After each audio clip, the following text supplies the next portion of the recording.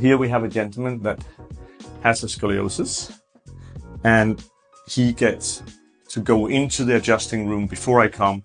He knows exactly how to put himself up on the block. So we create a pre-stress into his spine. We then adjust the scoliosis, and straight after he goes into our exercise room and he does specific exercises in order to strengthen the musculature around the scoliosis to make sure it doesn't get any worse and that he can live a very, very active life as he wishes to live. Good, good, good.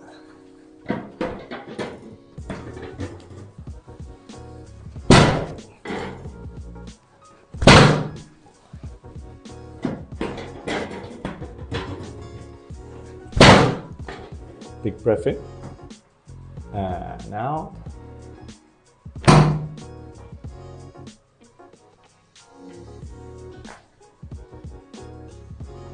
Good. And relax completely. Well done.